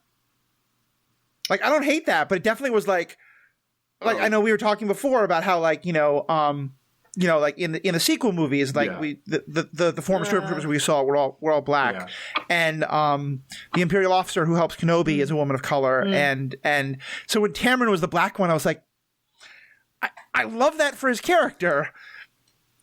What are we saying here, though? Yeah. Maybe that's how the Empire became racist. No, but possible. All right, Paul, on to your question. Right. So, I just want to say, I do think that the way they handled it in this episode felt right in the moment. And I do think those two characters, I think Vel and Cinta should have a reunion at some point. And that's like, okay, you've seen each other after 6 months. Now you kiss. Great. You know, I think that would. But like, there was one moment when they were like hiding in the bunker when part of me was like, okay, kiss each other for good luck because I wanted to see that. And then part of me was like, no, that would be a stupid thing to do. Yeah, they're not brother and sister. Territory. Okay, fair enough. Speaking of Game of Thrones that you're avoiding. Okay, so my question, they were talking about, well, they'll be back here to work on like such and such project. Like, they're clearly doing something big on Aldhani. Yeah. Like, any thoughts what that might be? I've heard people well, I mean, are they already, how far along are they on the Death Star at this point? Not very, I think. Like, there's plans, right? Yeah. But because the actual, I mean, in Rebels, when they find out about it, that's like years later, I think, right? At least a few years later. So maybe they're starting it now? They could be. According to the book Catalyst. Yes, I have not read that one yet. So. That's the pre-Rogue One? Rogue Zero? It's pre-Rogue One, and it's mostly Jyn Erso's story. Okay. And so like at this point, they've mostly completed the superstructure, like the construction part of it is mostly done. Right. But the design of the main weapon is still kind of a while away. Right. And there's more work to be done, definitely, but that a lot of that is still. Yeah. But it's that book takes us up. Well, actually, no, because that book is. Yeah, actually, ignore everything I just said, because most of that book is up to the point where him and Jin and his wife flee to the planet that then Krennic goes to find him on. So actually, that's significantly So further. it's Jin as like a little kid. Yeah. Okay. Yeah, I'm saying it was not from Jin's perspective. It was from Galen. Galen's perspective. Right. Yeah. So actually, take that 5 minutes out. Which is about when Kenobi happens, right? The Obi-Wan Kenobi series. It's maybe like 10 years before. I mean, the timing is weird because Jin is a little girl at the beginning of Rogue One, and she's, I think, supposed to be like early 20s. So I thought she's like a teenager then. She's 21, I think, at the beginning of Rogue One. Yeah. Okay. So, wait, not at the very beginning. Not the very beginning. No. Sorry. In Rogue One, through the end, she's 21. Okay. Yeah. So it could have been somewhere in like the 5 to 10 year range. Well, I mean, not 5 though, right? Because then she'd be like a teenager or something. So right now she's 15, 16. As Andor's taking place, she's 16 years old. Yeah. And so then about 5 years or so before that. Before she, Although maybe she's not 11, right? She's younger than that. I think like she's 8 when. Yeah, that's what I meant was like from like 5 years after the Empire to 10 years, like that could have been happening anywhere between like 15 years before Yavin to 10 years before. Right. Yeah. Okay, that makes sense. Yeah. All right, pulling us back out of this wonderful tangent, but to Paul's question, actually, I don't know, and I think in the subject of the small universe, I kind of don't want it to be something we've heard of before. Yeah. Like, if this was, like, another key part of the Death Star, I'd kind of be like, But, like, if this is, like, an AT-AT factory, or it's going to be that there's some super important mineral on this planet. Build Star Destroyers or something. Yeah. Yeah. Do you think, because I do wonder if, I love that, I mean, I think it's funny and obvious that the engineer they brought in was someone we never heard of before, obviously, because he dies. But I do wonder, like, if they had intended for this big project that they're going to be building to have something to do with the Death Star, if it would then have made more sense to be an engineer we have heard of before. If not Galen or Krennic, then one of the ones that we see get shot in Rogue One, which 2 of them are named in the novelization. But yeah. So maybe that'll be whoever replaces this guy. Yeah, could be. Where is Eldani? I don't know my galactic geography very well. Where do we know where Eldani is in relation to that sort of cluster of planets that the first arc centered on? I have no idea. I don't know if Luthen mentions, like, if it's like mid-rim, outer rim. I would assume mid-rim, close to outer rim. Because I think I'm not positive. I think one of the parts of the story we're getting here is that, like, we're at the moment where the Empire has been kind of contracting out a lot of its work, and allowing the Senate to sort of to help run the bureaucracy and allowing these rent-a-cops to help do things in the name of the Empire. So this could just be like, no, we're just building a big Imperial base because we want the Empire to have a stronger presence in this sector, or something like that. Mm-hmm. Yeah. Well, they're definitely going to want stronger security now. Yeah. Paul, what about you? What do you think of the whole thing? What do you think they might be building? Oh, I don't know. I was like, I mean, the obvious answer is like maybe the Death Star, but I do kind of hope it's like some other Imperial machinery. Like I enjoyed in Rebels that, like, they mention the Death Star at some point, but it's like, it's not a major thing throughout, right? And mostly it's like, there is a major thing about like a TIE fighter factory. It's like, those things get made somewhere, right? Like, why not Lothal? Like, here it's like, maybe it's AT-ATs, or like, maybe this is where they build like the Super Star Destroyer for Vader. It's like, I want a command ship. I want it bigger. I want it to make those other Star Destroyers look really tiny. I want it to cast a shadow, even though that makes no no sense in space. Yeah. It can, though. Can't it? It can. But you just wonder, does he always position the fleet relative to the sun, that's the star that's closest? He's like, I don't want them to be able to see anything. That's why he does it. Those are always all my answers to would Vader do this? Yes, he would. He's Anakin Skywalker. He lives for the dramatics. The person who would shut down his own life support for a dramatic entrance will do.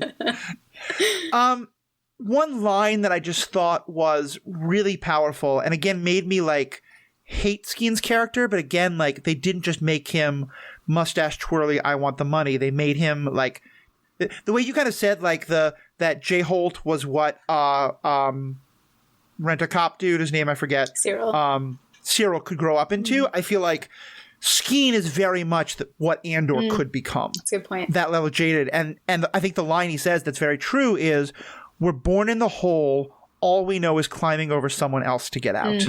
And I feel like that in some ways is kind of like the mission statement of this first half is like, because we saw like Andor isn't doing it quite as much, though he is shooting people, but like he borrows money from people he knows he can never take back. He's like asking people to borrow their ship. Like he's I don't think he actively wants to hurt people the way Skeen is okay with it, but on some level, I think he does have that sense of like, I have to survive. So if I never pay this friend back, like, oh well. That is that just gave me such big Jen Erso feelings, because she was basically reborn in a cave as she was waiting for Saw to find her. And her entire life after that was self-preservation and climbing over other people to get out, to try and get out the cave. And in the novelization, she even equates those memories to being a cave for her, and a hole in the ground that she went to and that part of her never left. And oh my gosh, because I've always been big on the like Cassian and Jen are parallels of each other, and that's why Cassian feels so strongly about her when he meets her in Rogue One, and she's ultimately the one who gets him to change, and he gets her to change.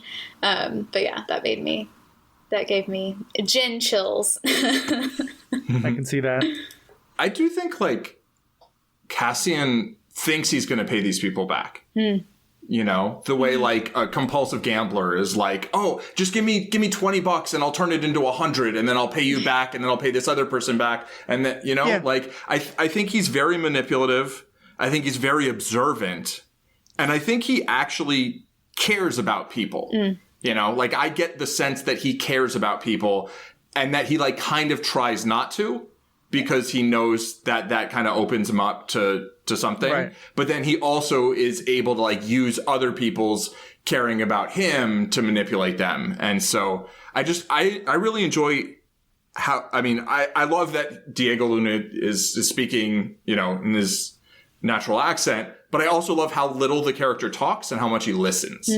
Like he listens so much to people, and like really observes. And that's, I think it's a combination of like Diego Luna's fantastic acting. And that's kind of how Tony Gilroy writes. I know this last 3 episodes was like Dan Gilroy wrote them, but like this, like that's kind of like what like Jason Bourne is. Like he's always looking at things and observing and trying to see and understand and then act quickly. Right. And I feel like this is a very different character from like Jason Bourne, but there's this similarity in terms of like the things that I really appreciate in the character of like really paying attention to the world around him, even if maybe he's not spending a lot of time looking up, like, but he's like seeing what's in front of him, and he's observing so much all the time that then I think he's prepared to make split-second decisions that are calculated because they're based on a lot of data, a lot of understanding of what's going on around him. And because he's always calculating. Right, exactly. He's always thinking about what if something goes wrong. Yeah, what's the next move? What's the, and maybe not as much as he will later because, Luthen's like, oh, you build your escape on the way in. And he's like, oh, okay, We'll see. We'll see whether any of these kind of like, things take in terms of Cassian learning more in terms of like how to do certain things, and Vel maybe learning more in terms of like, being a leader and gaining more confidence. When they were on the radio, it was Echo 1, right, to Valley 1. And isn't the base in Hoth, isn't that Echo base? Yeah. Right? So I feel like there's definitely, I don't feel like that was necessarily just like an Easter egg. Like maybe someone, although the people who were Echo 1 are dead now, so I don't know. One of but them, maybe Val keeps using it as a call sign. my headcanon, one of them met Echo. That is actually reference to Echo. Yeah, sure. I will pull a clone into anything. I will say that Echo is the like in the sort of like words for letters kind of thing, like alpha, beta, September, November. Yeah. Like E is Echo is often the one used for E. Yeah. But yes, I think it's like. But yeah, why it comes up twice? I think that's not coincidence. Like they knew that, and they're not using like Charlie and like the other things that like the U.S. military uses in that regard, right? I mean, Valley is just right. Valley's Valley, and there's Rogue, and there's like red and green and blue, and I don't know. Yeah. It's interesting. Going just to what you're saying about Andor, I kind of think we're somewhat both right. And then I think I absolutely agree with everything what you're saying about the observance. I think you're right. He does care about people more than he wants to. I think, though, that on some level he's not like he does manipulate people. You were kind of saying this. He does manipulate people more than I think even he admits to himself. And I think a big part of what happened in that first arc was a bunch of people being like, no, dude, you've taken advantage of us too many times. And him being like, what? Me? And I think that's part of why that line from Skeen, hits him so hard. Yeah. When he's like, no, we just all climb over someone else to get out, is he absolutely doesn't want to believe that about himself. Right. But he's kind of what happened to Bix? Right. All this stuff. Yeah, no, that's true. That's a really good point. Yeah. I have two more things to say about this episode really quickly. The first is that I saw someone comment about Luthen's reaction at the end when he finds out that, people are talking about the rebel attack on Aldhani. And his reaction is like relief and laughter. And he's like, yeah, it worked, which is so vastly different compared to the reality of the people that were there, which is like these people died. And this is somber and this is sad and so many really hard emotions going into Vale and Cassian and Skeen and Nemec. And here's Luthen laughing about it in relief that it worked. Yeah. And it's just it really is showing that kind of like juxtaposition between the people who are coordinating this, yes, and at the end of the day aren't the ones on the ground, aren't the ones, they might be risking their livelihood and their reputation, but they aren't risking their lives in the same way that these people are. And I thought that was really powerful. And that I hadn't really thought of when I was watching it immediately. And I saw that. I was like, yeah, that actually is a huge juxtaposition. That's awesome. And that's like paralleled in the Imperial side of things as well, where like, it's like, oh, we're going to have an emergency work meeting and everybody bring me your reports and this and that. And meanwhile, like a bunch of people just got shot to death and like, TIE fighter pilots just flew into like meteors and whatever, that's like the situation on the ground. And then you have the bureaucrats who are like, oh, we're going to need a report on this by midnight. Nobody's going home tonight. Lots of hard work here. I was so impressed / angry because, as I've talked about before, I think like the two groups they've made the most sort of anonymous, scary, kill as many as you want, who cares, are the stormtroopers and the TIE fighter. Like the TIE fighter pilot's even more so because it's like all black, like death, stormtrooper kind of looking uniform. But somehow, like, watching this stormtrooper, like, go through the whole process of getting in his TIE fighter and going out to fly and then just, like, having trouble targeting because of the meteor storm. Yeah. Like, there's a way to shoot that in a way that's like, ha, dumb TIE fighter pilot, our plan is working.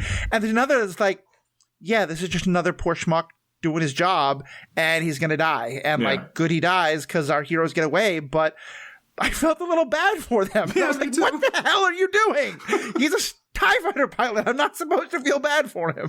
Well, one of the things I really liked about The Princess and the Scoundrel, and this isn't a spoiler for those who haven't read it, but Leia does think about that. She thinks about the stormtroopers that she killed and all the people who died in the Death Star and all the people who, for the work for the Empire, and maybe just because that was a job and that was the way to, provide for themselves and their family, how they died. And there's like a really good scene in the book early on where she thinks about the Ewoks hitting the stormtrooper helmets, and she has a moment where she's like, that's not right.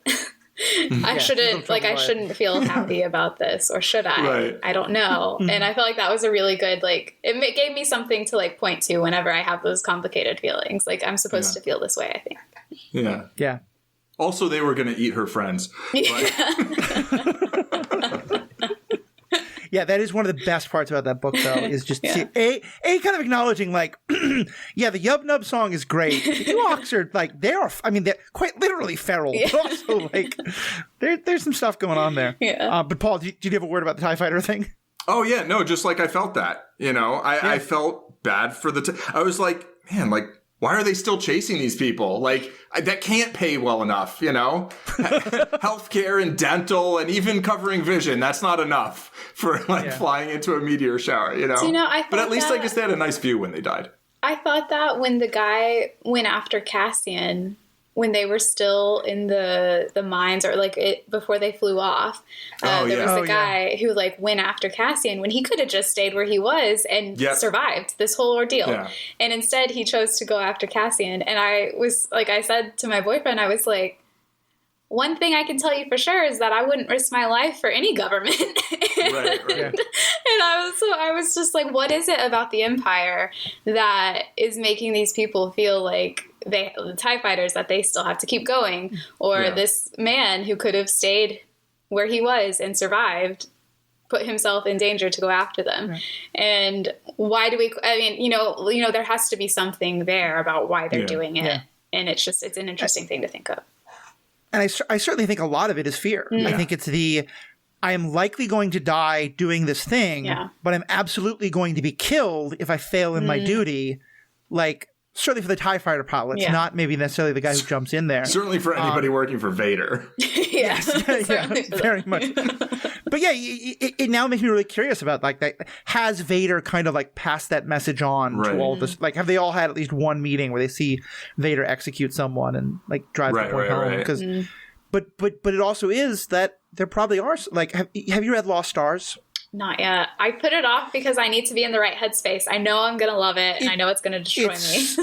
It's so good. It's utterly going to destroy you. And I won't spoil anything, but I think you know enough about it to know that there are people in it who are the Empire saved our world. Yeah. The Civil War, the Clone Wars was destroying our world. And now I will absolutely happily fly into utter 95% chance of death. Yeah. So I think they're true believers now, right? They became... Yeah. So. All that allows me to lead into the last question I want to ask, which, because he doesn't appear in this episode, isn't tied to this, but just because I wanted to get your thoughts on it, Danielle. What's your thoughts on Cyril as a character? I would punch him in the face so badly. Very punchable face. I don't know if you saw that the Star Wars website confirmed that one of the figurines in his room that we saw last episode 5, was a clone trooper. And when I saw that, and I was like, is that a clone trooper? I was like, he does not deserve to have a clone trooper figurine in his bedroom. But I get it was meant to be here's Cassian's old bedroom. He has an old Bantha plushie. Here's Cyril's bedroom. He has a clone trooper figurine. Yeah. And all the similarities and differences between them, and to show that they used to be children. Cyril used to be a child. And how did he grow up to be so radicalized? How did he grow up to be convinced that he needs to fight the way that he's fighting? And I think it's interesting because they've been very hush-hush about what Cyril's fate is going to be. Is he going to become even more radicalized and hardcore Empire, or is he going to defect? And we know that I think he's going to meet Dedra, I assume, because I'm pretty sure he's going to the ISB because his uncle is the leader of the ISB. But it'll be interesting to see. And I'm intrigued by that because we don't know. And it could go either way. And I think that's the point of his character. He is at a very, he's at a point in his life where can be influenced very easily either way. So he could, all it could take really is the right person to get him to defect, I think. Similarly, it could take the right person to get him to go even further into the Empire. And I think that's so important for people to see, because there is a pipeline in real life from being a kid, an innocent kid who grows up the same as someone who turns out to be a really good, truly good person, and who ends up turning out to be an awful person. And I think that's important to show. And it wouldn't surprise me if like that's what Tony Gilroy is getting at with his character. So I'm intrigued. As much as I want to, smack him across the face sometimes, I think he's a really important character. I think he and Nemec are an interesting sort of parallel for one another, where, we were talking last week and AJ was saying basically that Nemec reminded him of like college kids like spouting Marx and like being like, oh yeah, down with the oppressors and whatever, but like not actually having any like experience in the world, like doing things to try and change things. Right. And I think, with Nemec, we saw like this was a person who maybe didn't have that experience, but was willing to just put it all out there, lay it on the line, and ultimately died for the cause that he believed in. Right. And Cyril, I think, is one of those also when we meet him in the first episode, like he's also all theory, right? He has no battlefield. He has no real world experience in terms of being out there in the field and like doing stuff. He tailored his uniform really nice, right? But like, and he's like, well, this is unacceptable. We have to do this. We have to do this. But like when he actually got out there in the field, he was lost. And, but then he had that experience and he survived that experience. And, does he then become radicalized in terms of like, or further radicalized? I mean, he already has like the theory, but it's like now he has some experience. Does he then like go deeper into that, or does he not, right? And does he pivot and go the other direction? Cause he was like, oh, that wasn't good, Yeah. I don't know. Yeah, I'm very torn on him because like even the word radicalized, I want to push back on a little bit. Like not saying you're wrong, but it's just not quite what I'm seeing, because what I see is someone who, like, the clone trooper to me is such a big deal because like he grew up idolizing soldiers. He grew up idolizing the Republic, who was fighting for like, truth, justice, and the American way in their eyes, kind of things.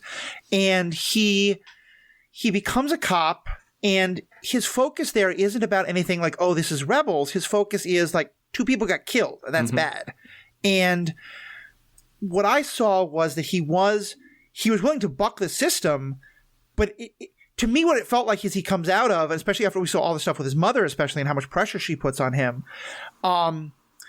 To me, he's not much like, in some ways, I feel like this is the moment where he's most disillusioned with the Empire because of the whole, like, he was doing what he thinks the Empire is supposed to be, law and order for good, which we all know is crap. And he bought into it. Maybe that's the radicalized part. But, he had this experience now of like, he was the one who was like, no, I'm not going to listen to my superior officer who just wanted to ignore these murders. I want to find out what happened. I want to investigate it. And then I want to take a SWAT team and go take care of it. And as you said, Paul, like I think he had no idea what he was getting into there, which is not to defend him, just sure, yeah. Was. No, that's just he didn't. And now he's basically been fired because he cared too much about what he thinks the Empire is supposed to care about. So I think you're absolutely right, Danielle, that he could like have a negative experience. He could definitely become radicalized. He's at the point where I think he very easily could become radicalized. But I think he's also had a real eye-opening moment of like, oh, the Empire isn't what I was always told it is. So maybe this is a different thing. Yeah. I think I want to rescind radicalized just briefly. You've convinced me. I think indoctrinated by an authoritarian regime, which to me is radicalized because it's like, it's such a ridiculous worldview to me, but it's like, it's actually really common, And it's like the one that embraces the structure that exists as opposed to wants to create a new structure or overthrow that structure.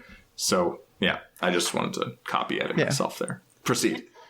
I was going to say that I kind of hope he doesn't defect.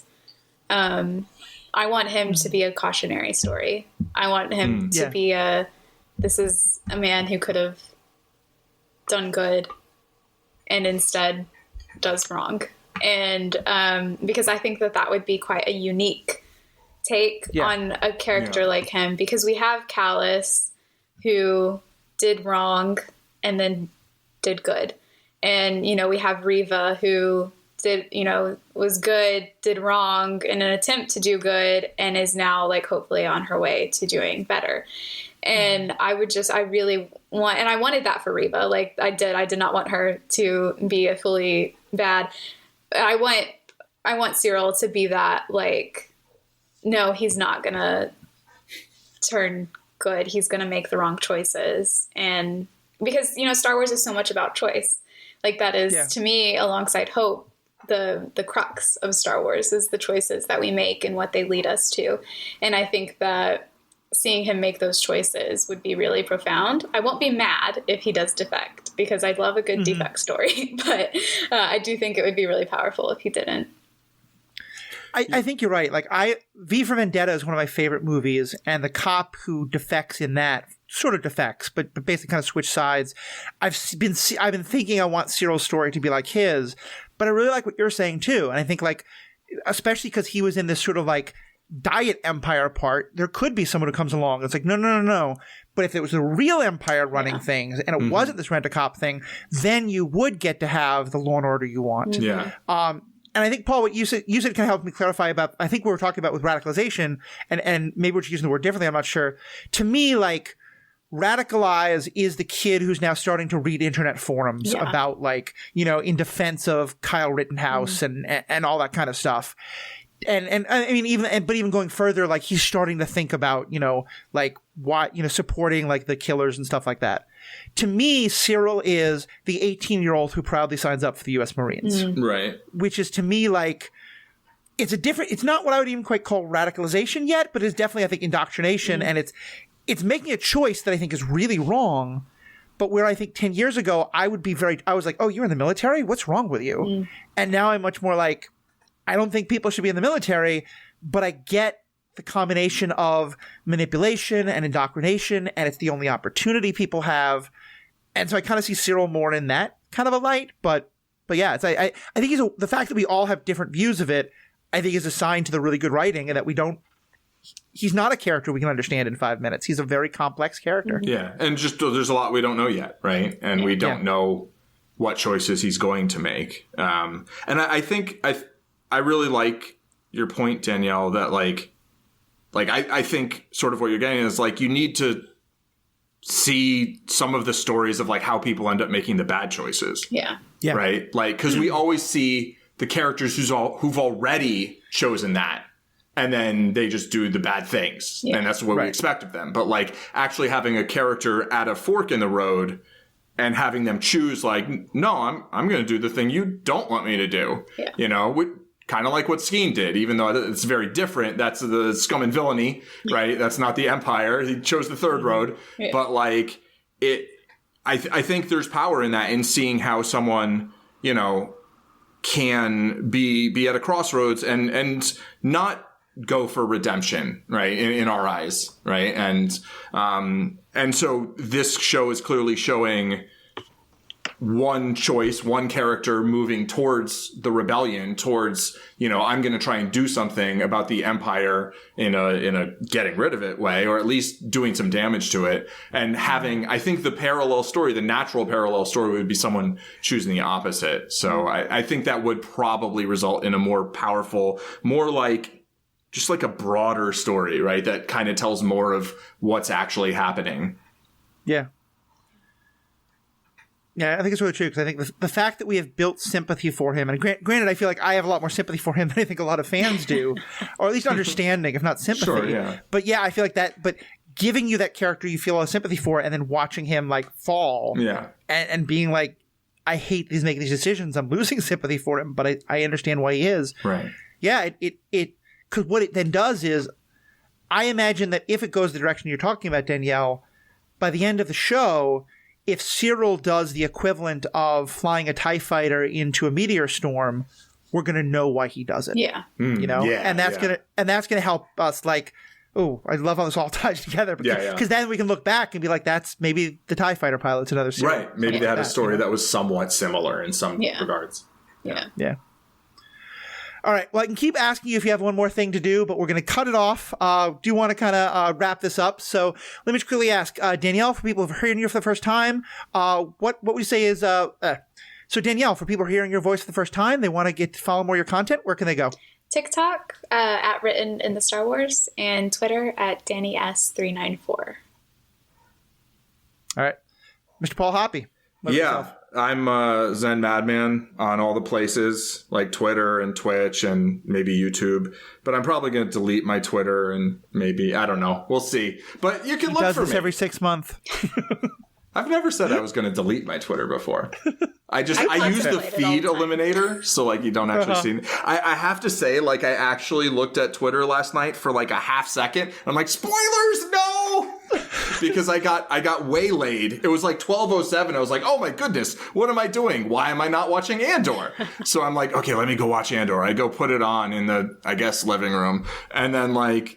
Lee wakes up and she's like, what are you doing? I'm like, I'm watching Andor. And I'm like, do you want to watch it? Yeah. Okay. So then we go for a walk and then we come back and then make a little food and then we sit down to do it. And like, I'm like, now it's an hour late. People have already finished it.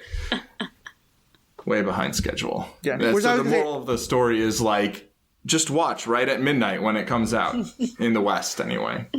Yeah. 2 a.m. here. I think it's like, what is it? Like 8 a.m. for you when it comes out? Yeah, it's 8 a.m. You know, in the morning. Yeah. Yeah.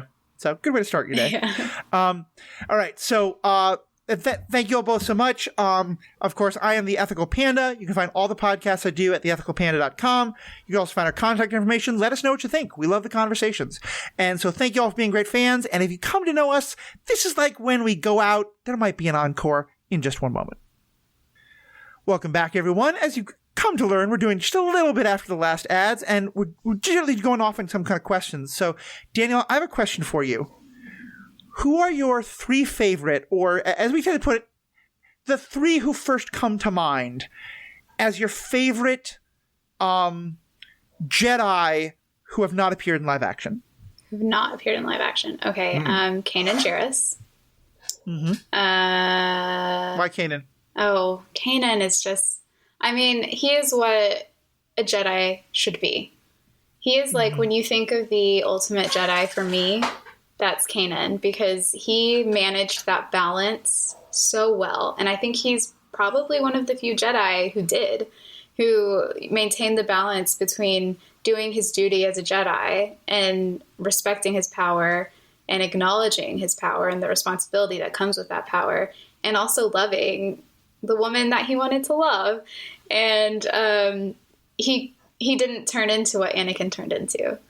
He was able to keep that balance. And I think that that's a beautiful thing to watch. And that just him accepting everything that was coming and knowing what his place was and accepting his place in this galaxy. And like, that is just, I love him so much. I feel like this might kind of be cheating, but Ezra, because we're gonna get him in Rebels, live action. but they're two very different characters. Yeah.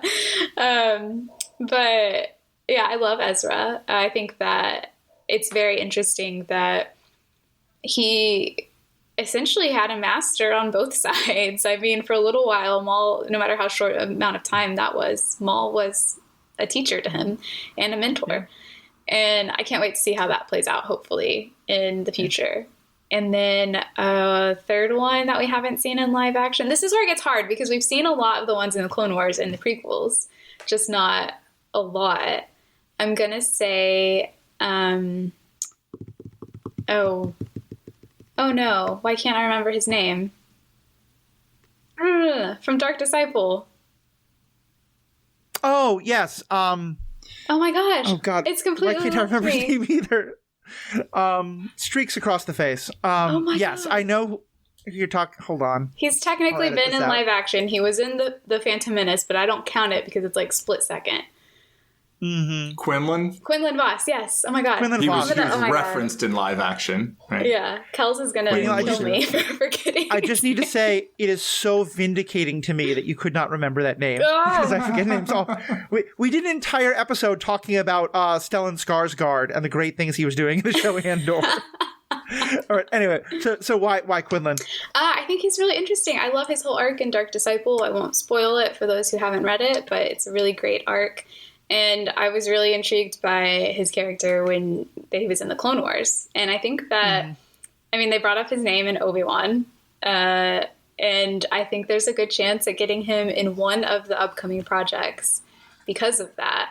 And it would make sense. And I just like that he has, you know, he wasn't a straight-laced Jedi either. And he's dabbled in some stuff. And it would be interesting to see how that affects him as he is like during the rebellion and stuff like that. Yeah.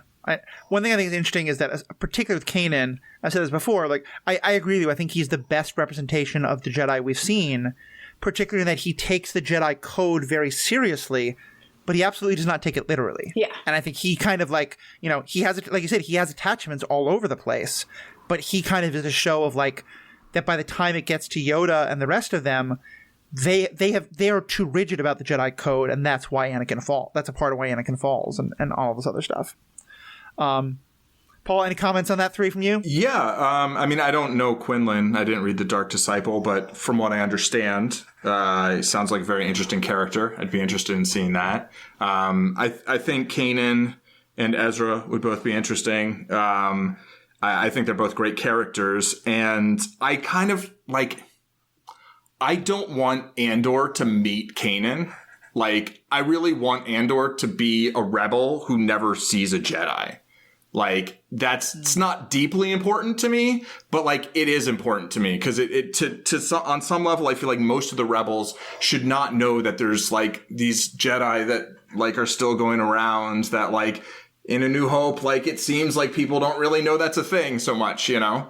And although they do all go around saying, "May the Force be with you," but like I don't know. I think it would be really cool if he shows up in Andor, not in a scene with Andor, you know, like the way that Mon Mothma has showed up so far. I mean, I know Ezra is probably going to show up where he shows up, but I don't know that. I didn't really read that whole article. So, but like, I want to give 3 other characters that are not Jedi. Sure. But I'm just going to say one quick thing on that last point. Yeah. To me, if it makes sense for anyone to show up from that group, it would be Hera. Of course. Because like, Hera is the one who, and as part of that. And she's name dropped in Rogue One, right? Mm-hmm. Yeah. I would be fine if Andor eventually is taking orders from Fulcrum, who we know is Ahsoka at this point. But yeah, he wouldn't know. Yeah, but he doesn't know that. Yeah, no, that would be really interesting. Yeah. And like Ahsoka could show up in the show, right? But not in a scene with Andor or something. I think would be interesting. The 3 that I'll just rattle off are not Jedi. They're Ventress. Paul's very bad at the rules. I would really, I don't have to. You didn't even ask me the question, so I'm just coming with it. I'd love to see Ventress live action. I'd love to see Darth Bane live action. And if they ever delve back into the prequel or pre-prequel era, I'd like to see Darth Plagueis. Yeah. You know, like a Sidious prequel. I think that would be interesting with like Darth Plagueis and everything. I don't know. That's my 3. Yeah, but I love your 3, and I'm very curious to hear more about what's his face when he shows up. If he shows up, Quinlan Vos. Quinlan, yes. We'll never forget Quinlan again. I swear.